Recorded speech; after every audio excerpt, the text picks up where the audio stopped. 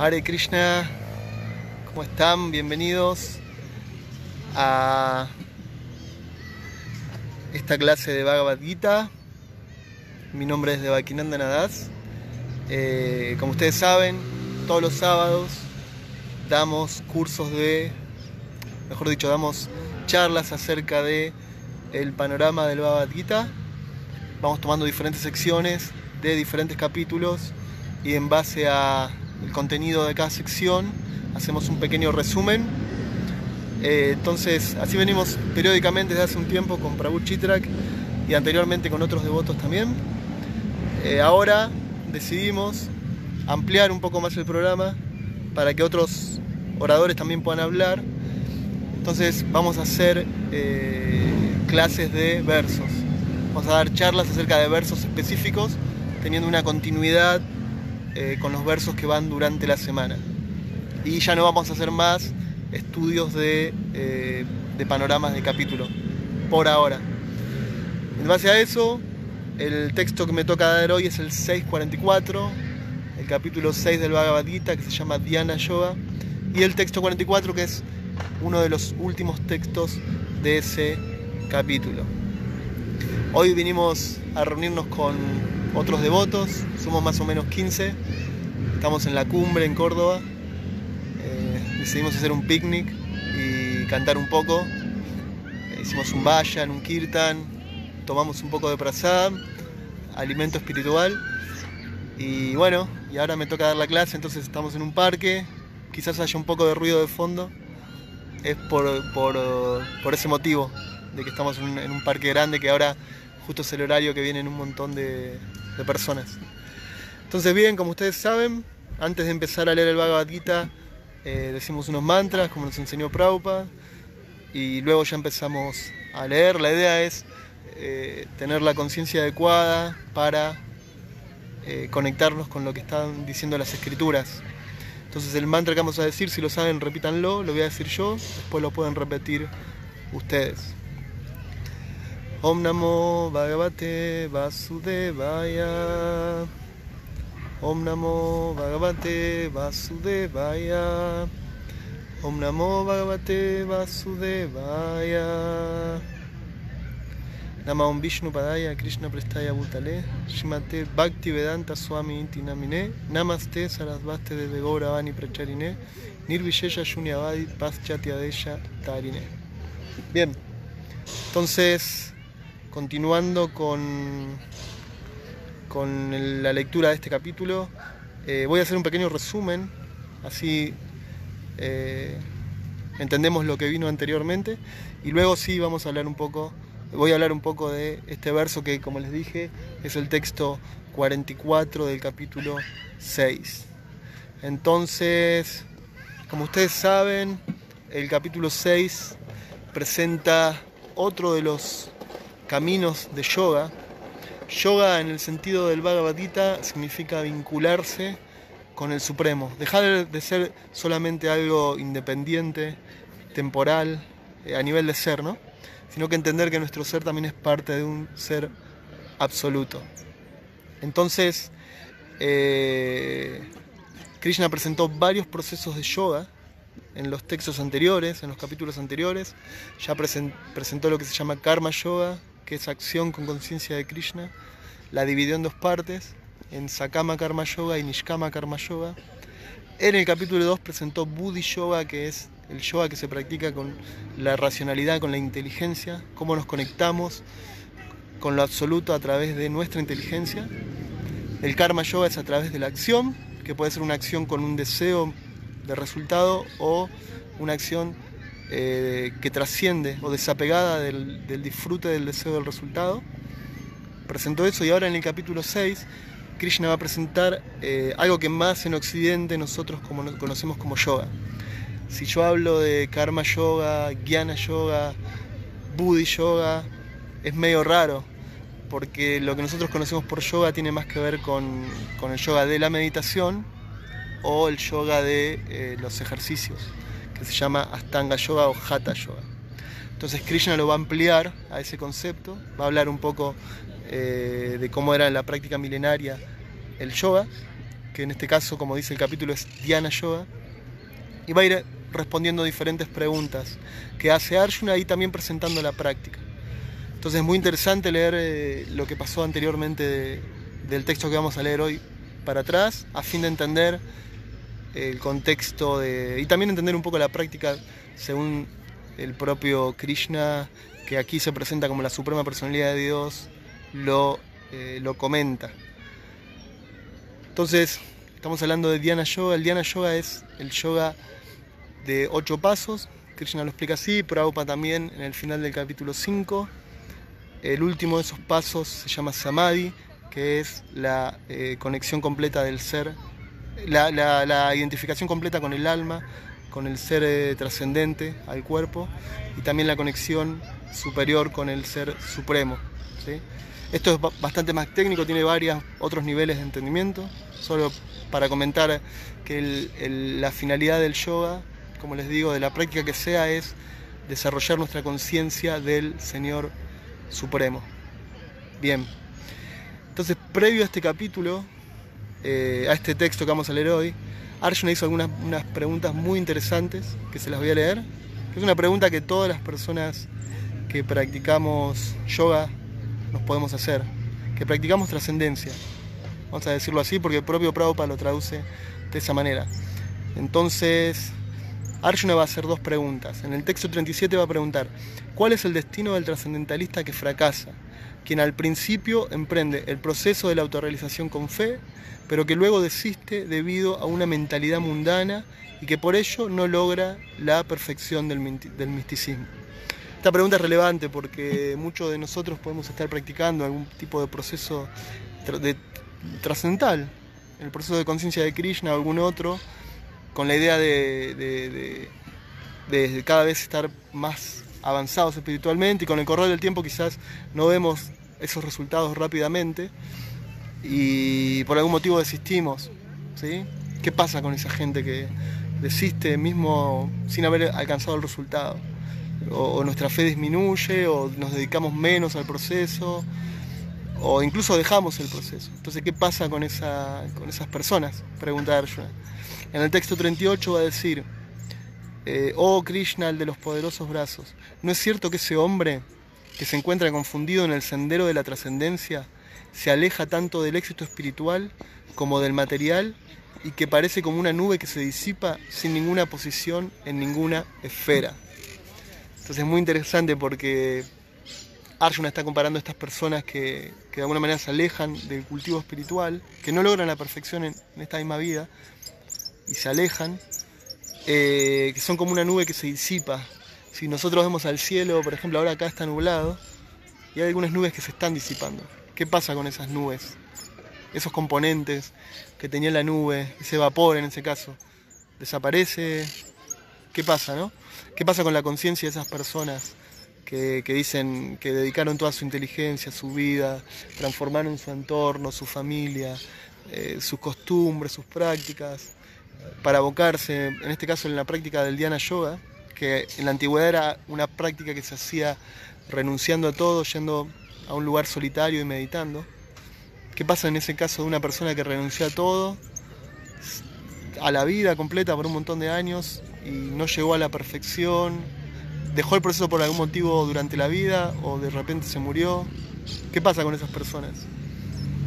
Nosotros tenemos experiencia de conocer practicantes trascendentalistas que se alejan de alguna manera, por ejemplo, de la práctica de conciencia de Krishna. ¿Y qué pasa con esas personas? ¿Cómo es? ¿Qué pasa internamente? ¿Pierden toda la práctica? ¿Vuelven a cero? ¿Todo lo que hicieron no sirve para nada? ¿Queda algo? ¿Algún remanente de conciencia que se va a volver a despertar?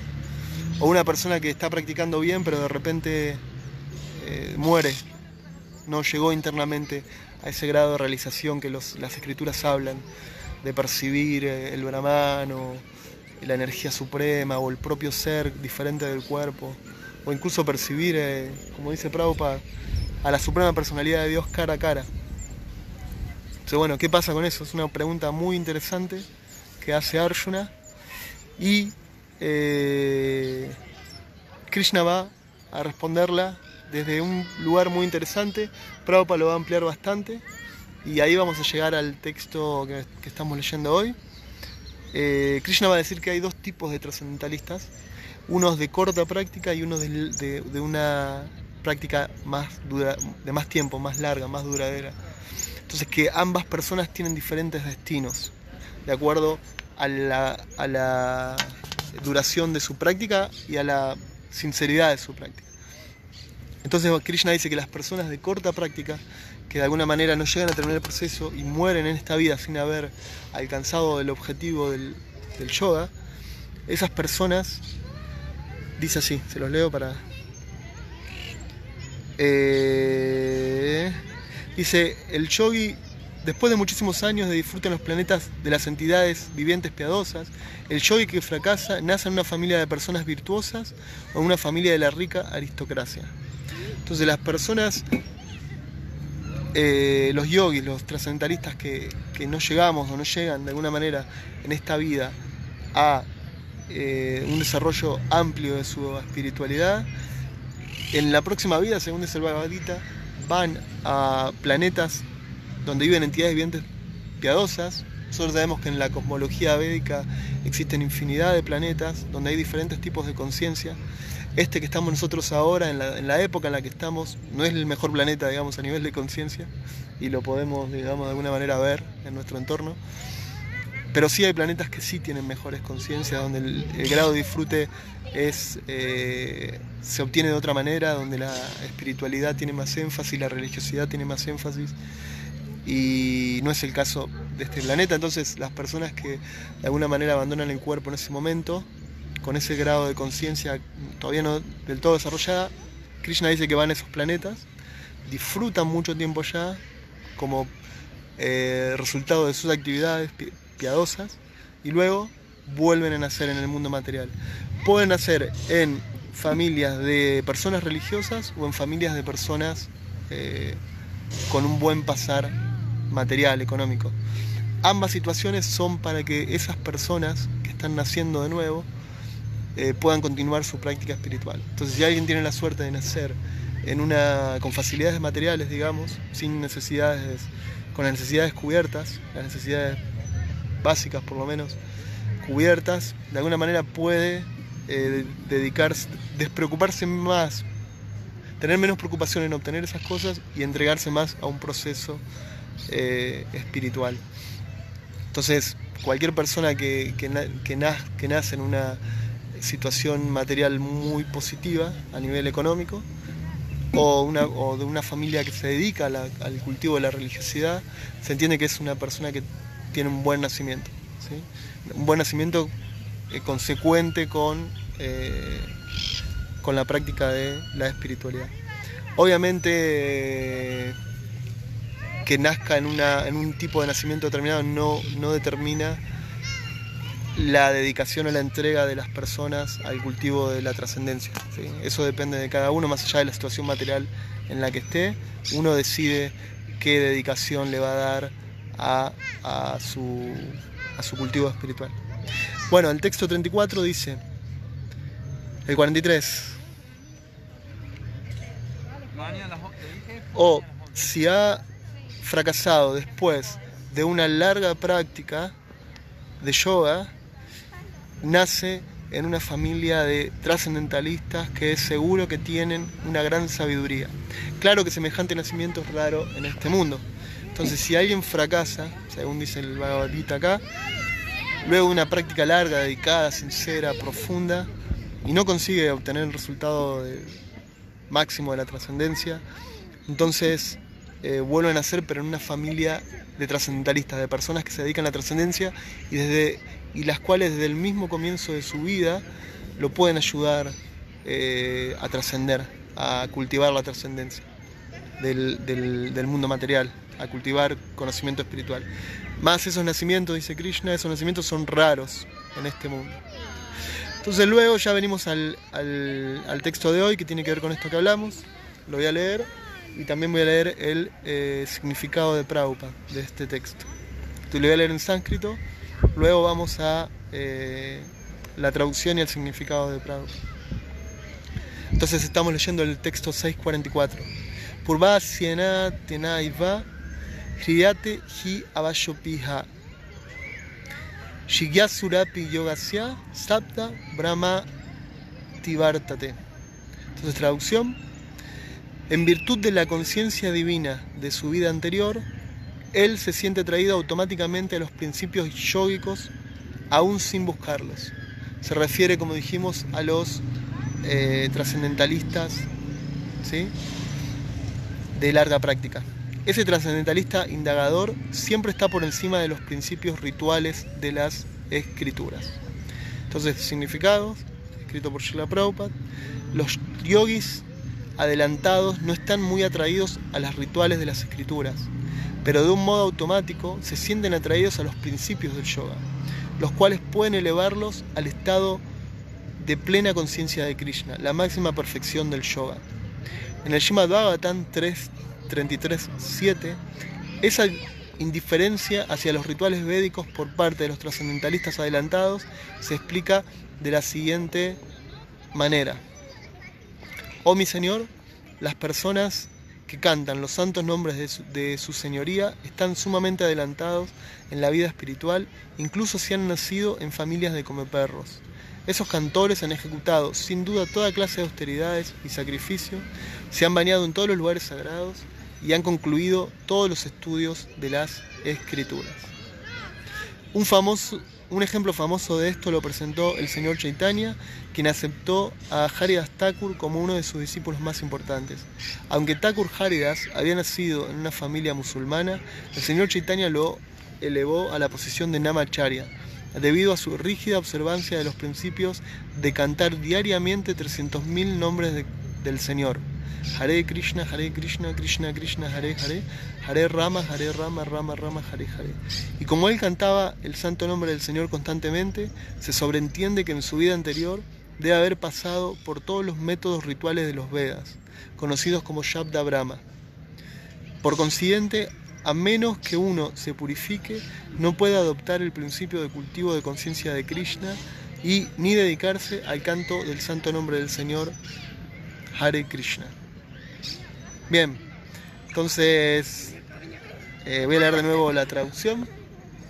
En virtud de la conciencia divina de su vida anterior, él se siente atraído automáticamente a los principios yógicos, aún sin buscarlos. Ese trascendentalista indagador siempre está por encima de los principios rituales de las escrituras. Entonces, bien, este texto está hablando, como decíamos, de las personas que se dedicaron en su vida anterior a una práctica muy sincera del cultivo de la trascendencia. Dedicaron su vida, su tiempo, sus motivaciones, su sinceridad a este cultivo.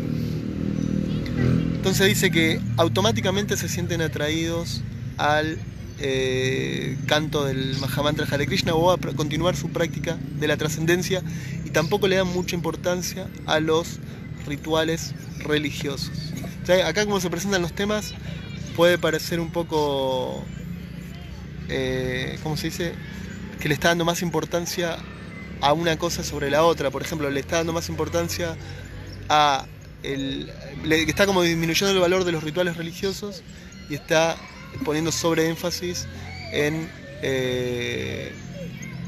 las prácticas de la trascendencia. Pareciera como que uno está por encima del otro, como se presenta acá, y es interesante analizar eso. Otra cosa que es interesante también analizar, no sé si consiguieron acompañar el texto, es esto de que si alguien se dedica al canto del Mahamantra Hare Krishna, hay que entender que en vidas pasadas, en situaciones anteriores de existencia, ya estuvo dedicándose a otros tipos de prácticas espirituales, ¿sí? En ese texto que se cita del Srimad Bhagavatam se dice que hay que entender que si una persona se dedica al canto del santo nombre en esta vida, ya hizo todos los rituales védicos, se bañó en todos los lugares sagrados, visitó todos los lugares de peregrinaje, etcétera, etcétera, etcétera, y que por causa de eso tiene esa facilidad en esta vida. Entonces son cuestiones interesantes que presentan el significado, que si uno lo mira con una mayor amplitud en otros lugares de las escrituras, también se pueden entender de una manera más específica. Entonces, El primer punto es esto que decíamos.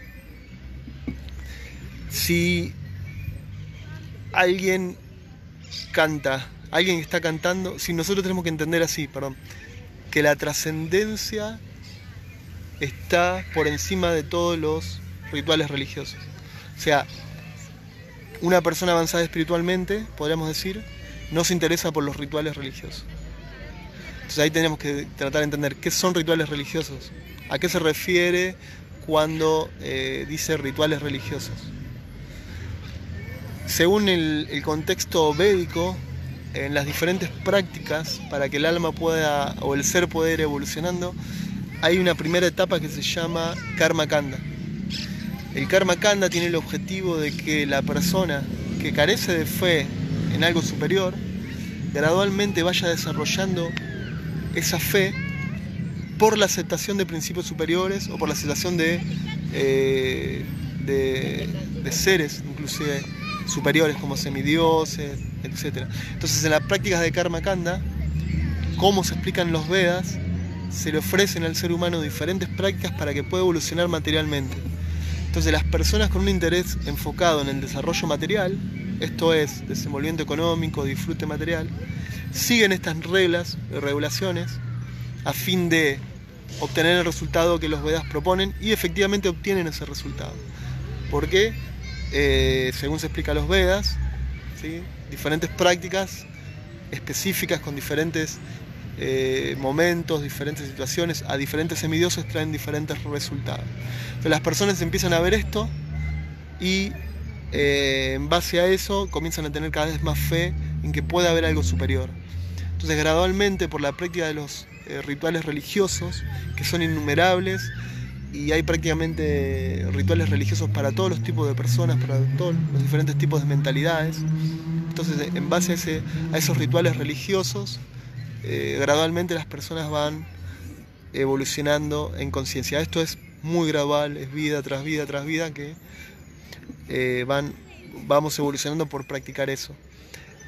El punto es que el enfoque principal de las personas que practican rituales religiosos es el desenvolvimiento material. En relación a eso, yo tengo la experiencia, por ejemplo, de haber vivido en Brasil, en el norte de Brasil, mucho tiempo, bueno, en realidad 6 años, y allá hay muchas iglesias evangélicas. De hecho, hay prácticamente una iglesia evangélica por cuadra, y a la noche se escucha el sonido porque ponen parlantes altos con volumen fuerte para que la gente escuche las oraciones y las prácticas que hacen en ese lugar. Y justo muchas de las personas que se acercaban a nosotros ahí eran personas que practicaban evangelismo. Entonces ellos nos contaban la experiencia que habían tenido ellos de mejoramiento material, de mejoramiento de la situación material, de la situación económica material, por acercarse o entregarse de alguna manera a Jesús y al evangelismo. Entonces, un poco la línea que ellos seguían para atraer a las personas era la cuestión del mejoramiento material. Por entregarte a Jesús, tu vida cambia. Incluso hay mucha propaganda evangelista en Brasil, creo que más que acá, que un poco pregona esto de la posibilidad de mejoramiento material por entregarse a la iglesia católica, a la iglesia evangelista, por orarle a Jesús, etc. Entonces el punto que encuentran para motivar a las personas es la religiosidad con objetivos materiales. Entonces ese tipo de religiosidad es bastante parecida a lo que proponían los Vedas, como les digo, en lo que proponen la línea de Karma Kanda, que en India actualmente se practica bastante, que es con objetivos materiales, ¿sí? Ese tipo de rituales religiosos, el trascendentalista no siente ningún interés. No siente ningún interés de tener que hacer algo solamente para obtener un resultado material. Entonces eso es lo que está diciendo esta parte del significado de Prabhupada y de ese verso también, que la persona que avanzada en trascendencia no siente interés por los rituales religiosos, porque tampoco siente interés por aumentar el nivel de enredo en el mundo material, ¿sí? Bien, entonces eso lo podremos entender así. Ahora, un trascendentalista hace prácticas religiosas que podrían ser vistas externamente como rituales. Podríamos decir que sí, que el trascendentalista tiene prácticas específicas que los Vedas explican, pero estas prácticas no son para el desarrollo material, sino que son para la purificación del ser. En ese sentido, si bien las prácticas de los trascendentalistas pueden ser vistos desde afuera como prácticas rituales, que justamente están siendo juzgadas acá un poco en el significado de Prabhupada, no son el tipo de prácticas que realizan los trascendentalistas, las cuales están destinadas a la purificación, ¿sí? Entonces los trascendentalistas aceptan todo lo que sea necesario para purificar su ser y avanzar en el camino de la trascendencia, y rechazan todo lo que no es necesario. Eso de acuerdo a la posición y a la práctica de yoga que realicen. Va a haber diferentes reglas y regulaciones para cada proceso. Si bien cada proceso, como Prabhupada dice en el significado al comienzo, abarca los principios básicos del yoga, ¿sí? Como ustedes saben, la palabra yoga significa conexión, vinculación. Entonces el principio básico del yoga, uno de los principios básicos es entender que el proceso es lograr la vinculación de nuestro ser con algo supremo. Esto puede ser dividido en diferentes etapas, como una etapa impersonal, una etapa más de reconocimiento de una diferenciación personal, y una etapa de reconocimiento absoluto de una personalidad suprema, con forma de persona. Bien, eso por un lado. Entonces, solo para resumir, no sé si fui un poco acelerado, lo que se dice es que el trascendentalista no siente de ninguna manera atracción por los rituales religiosos. Cuando dice rituales religiosos se refiere a rituales religiosos que están orientados al desarrollo material. Acá tengo dos devotos que vinieron a escuchar la clase. Hola. Pero podemos analizar de alguna manera externamente los trascendentalistas haciendo rituales, haciendo prácticas, siguiendo los Vedas, la orientación de los Vedas, pero el objetivo es la purificación. El objetivo no es el desarrollo material que se vuelva un obstáculo para la vida espiritual. Eso por un lado. La otra cuestión que habíamos visto del significado era que si uno tiene que haber realizado todas las actividades piadosas que se recomiendan en los Vedas para poder cantar Hare Krishna, o sea, ¿qué sentido tiene nosotros presentar el santo nombre libremente, como hizo Prabhupada, por ejemplo, en el parque, que salía en el parque a cantar? ¿Por qué Prabhupada hacía eso? Si las personas, para poder aceptar eso, deberían haber cantado o tenido una experiencia amplia en espiritualidad en vidas previas. Entonces, eso quedaba como en el significado, queda como que hay que analizarlo un poco más. Yendo al significado del Bhagavatam, de ese texto que Prabhupada cita, Prabhupada también hace énfasis ahí de que si alguien está cantando el santo nombre ahora, significa que para poder estar haciendo eso tuvo que haber hecho todas las actividades piadosas, haber visitado lugares sagrados, haberse bañado en lugares sagrados, etc. Y en esta vida tiene esa posibilidad. Entonces, bueno, queda como ahí esa cuestión para pensar.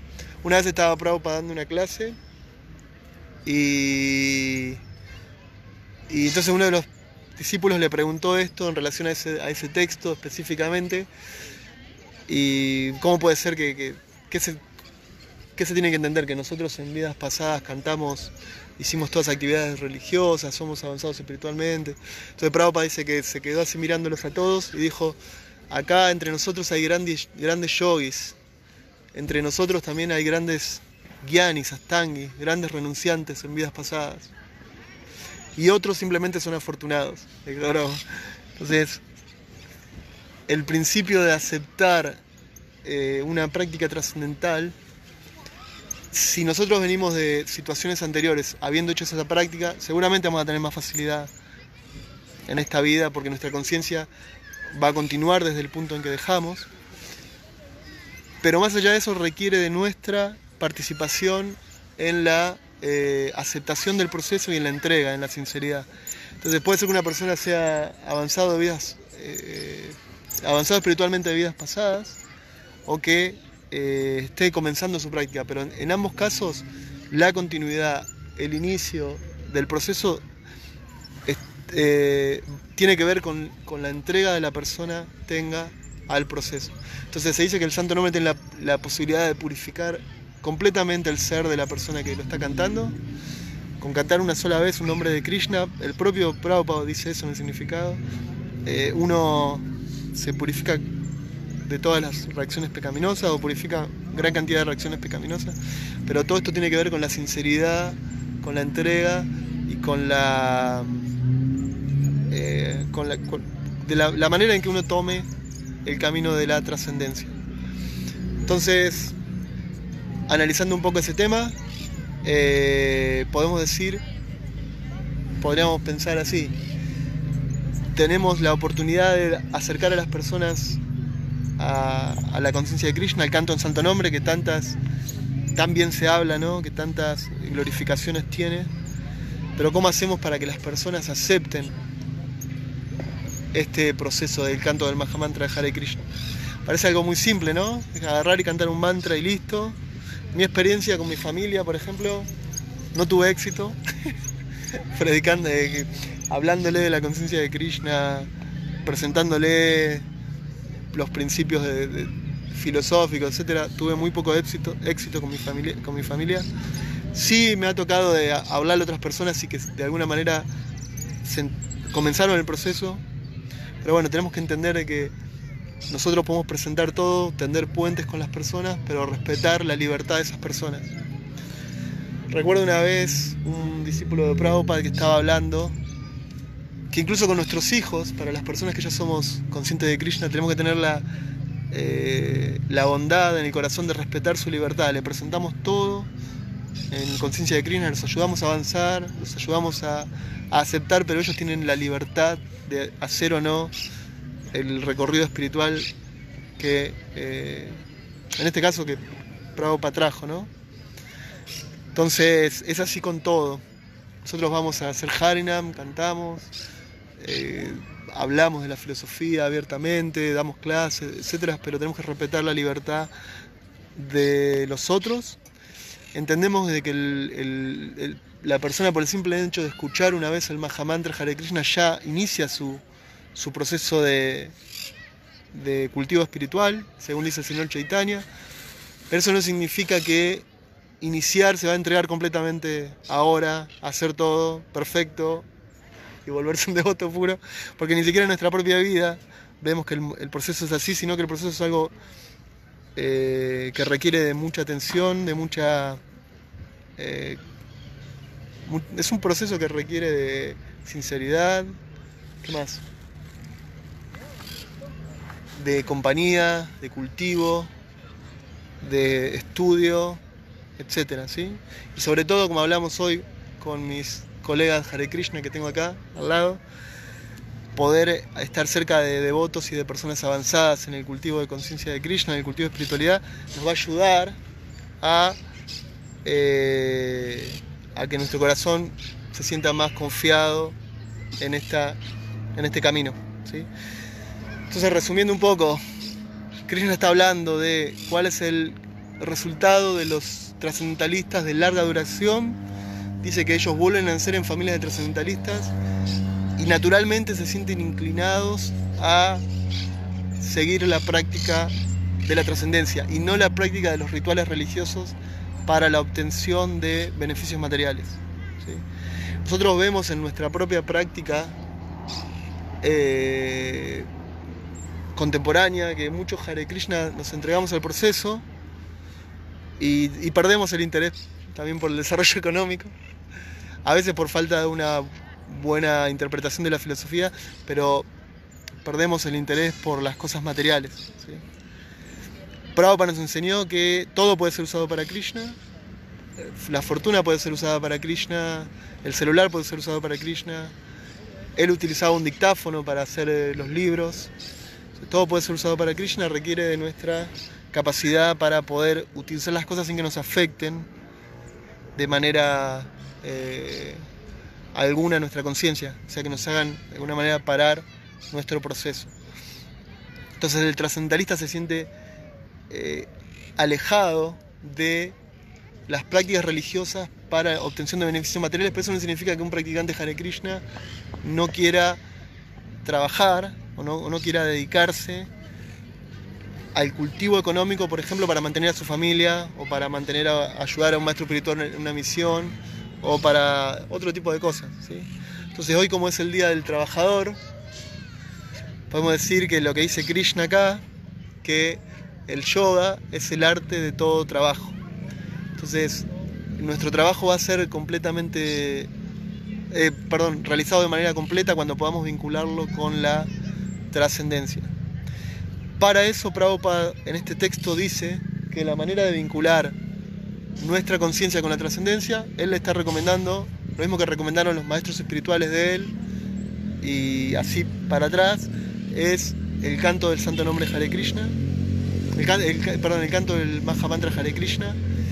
Ese mantra tiene la particularidad de que podemos cantarlo en cualquier momento, internamente, no hace falta hacer grandes actividades físicas, simplemente cantar, repetir, cantar en grupo, cantar de manera solitaria, pero de esa manera podemos vincular nuestras actividades con Krishna, ¿sí? Entonces puede ser que estemos tomando agua, que estemos charlando, que estemos yendo en el ómnibus, nadando, corriendo, andando en bicicleta, todo lo podemos vincular con Krishna. Y ahí es donde nosotros obtenemos el avance. Mientras más podemos entender de que la energía material y todo lo que tenemos le pertenece a Krishna, nuestra inteligencia, nuestro sentido, nuestra mente, nuestros hijos, nuestros hermanos, amigos, todo le pertenece a Krishna. Mientras más podamos actuar con esa conciencia, más vamos a poder actuar como sirvientes, porque ya de alguna manera nos desacoplamos del enredo que tenemos con las cosas materiales, de la identificación, y nos podemos ubicar internamente con inteligencia como sirvientes, ¿sí? Entonces el espiritualista que habla acá es aquel trascendentalista que continúa su práctica mismo a pesar de las dificultades, de las caídas, etcétera, pero continúa y se refugia en personas, hace las prácticas lo mejor posible, de la manera más sincera posible, y de esa manera cada vez se siente más afirmado en su estado de conciencia interior. Entonces bien, un poco de eso habla el texto. Ahora en 2 textos más adelante, en realidad 3, Krishna va a decir cuál es el trascendentalista que a él le parece que es el que más vinculado está con él a través del yoga. Los invito a leerlos, el texto 647, que Madhavendra hoy se lo acordó de memoria. Entonces, este texto es muy interesante, principalmente porque después de este texto va a empezar Krishna a hablar del Bhakti Yoga. Va a estar durante 6 capítulos hablando del servicio devocional puro, y entonces estamos en esa etapa de que entender el yoga en su situación de principios, como dice Prabhupada acá, cuáles son los principios de yoga, poder aplicarlos en el servicio devocional, ¿sí? Entonces, de nuevo, podemos leer todos los textos de este capítulo para atrás para entender todos los procesos de yoga. Ahora, de acá para adelante, vamos a hablar de Bhakti Yoga. Krishna va a hablar de Bhakti Yoga. Y Prabhupada va a presentar en este texto las prácticas del Bhakti Yoga, que es cantar el Mahamantra Hare Krishna y dedicarse a los procesos del servicio devocional. Entonces, bien, voy a dejar por ahí. Si tienen algún comentarios o preguntas, voy a ver los comentarios. ¿Prabhupada usaría redes sociales hoy en día? Acá Ambarish dice si Prabhupada usaría redes sociales hoy en día. Prabhupada utilizaba todo para Krishna, seguramente sí. Lo usaría de manera consciente. Hay muchos discípulos de Prabhupada que usan redes sociales. Y con esto de la pandemia, yo entiendo que para ISKCON fue una revelación para los devotos de ISKCON. Las posibilidades que uno tiene con la virtualidad. Hay clases prácticamente cada una hora, hay una clase de algún devoto de Krishna. Entonces uno prende el celular, va a Facebook o a Instagram o a Zoom y le aparece una clase y sin duda Prabhupada lo hubiera utilizado, sí. Como usaba las cartas.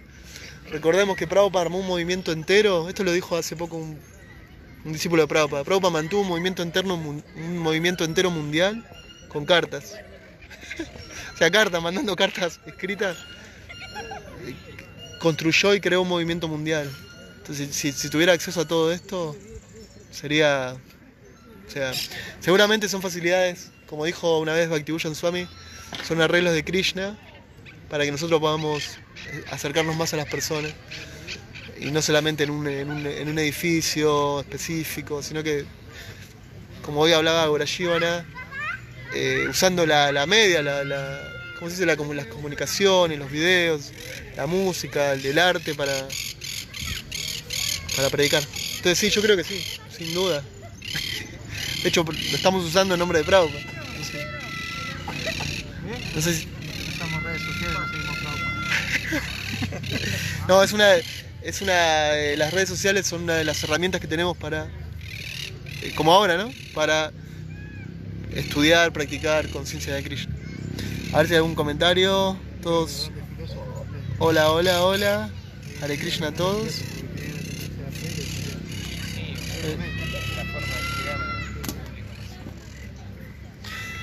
Bien, si nadie tiene comentarios, preguntas, vamos a dejar por acá. Gracias a todos por la compañía. Los invito a leer este texto, los que siguen y los anteriores, por lo menos el capítulo 6, para estar preparados para la próxima del lunes. Es el texto que sigue. Y acá me vino a visitar un perrito. Así que bueno, Hare Krishna.